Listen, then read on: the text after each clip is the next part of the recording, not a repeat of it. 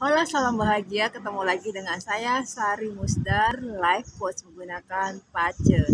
Pace tulis BAZI adalah bagian dari metafisika Cina. Kali ini saya akan membahas hal yang di luar Pace, tapi masih terkait dengan spiritualitas. Kebanyakan dari kita adalah mempunyai jiwa anak kecil, entah itu usia kita berapapun, 20 tahun, 30-an tahun, 40 tahun, tapi masih ada jiwa anak kecil di dalam jiwa kita. Dan kebanyakan orang mungkin masa kecilnya tidak selalu indah, tidak selalu mulus. Ada yang namanya luka di saat masa kecil.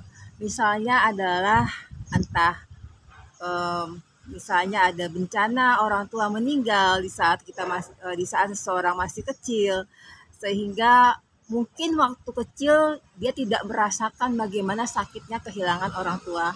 Tapi setelah berpuluh-puluh tahun kemudian atau sekian belas tahun kemudian dia baru merasakan rasa sakit. Dan ternyata belum bisa secara ikhlas benar-benar menerima bahwa kedua orang tuanya atau salah satu orang tuanya sudah tidak ada. Dan mungkin kalau misalnya punya kedekatan hubungan dengan orang tua yang sudah tidak ada, itu akan membuat kayak hilang setengah jiwa karena tidak bisa lagi mungkin curhat atau bercerita ke entah itu mama atau papanya. Atau mungkin waktu kecil pernah mengalami bullying, mungkin pas SMP atau mungkin pas dewasa seperti saya mengalami office bullying, sehingga kadang-kadang kita dipaksa untuk, kan suka dibilang, udahlah kamu kuat, kamu bisa, kamu sabar segala macam. Kita dipaksa untuk kuat atau untuk tangguh, tapi tidak melewati proses ya. Alangkah baiknya kalau kita, terutama di saat sekarang ini, di saat masih ingat ada luka di masa kecil, sudah bisa menyembuhkan luka tersebut. Ada banyak cara, entah itu ke psikolog atau ke hipnosis, tapi bisa juga teman-teman melakukan namanya inner child wound meditation. Saya punya contohnya waktu saya melakukan meditasi bareng, dan itu bisa saya lakukan gratis ya. Teman-teman bisa coba di situ.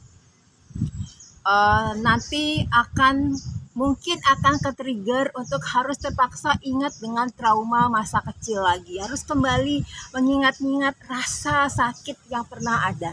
Tapi rasa sakit itu jangan dipendam, disupres ya, ditekan, dan pura-pura tangguh.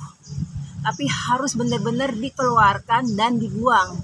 Jangan dibawa bertahun-tahun sampai kita dewasa. Dan itu akan muncul, mungkin kita akan ke-trigger lagi kalau terjadi sesuatu yang membuat luka itu mencuat lagi.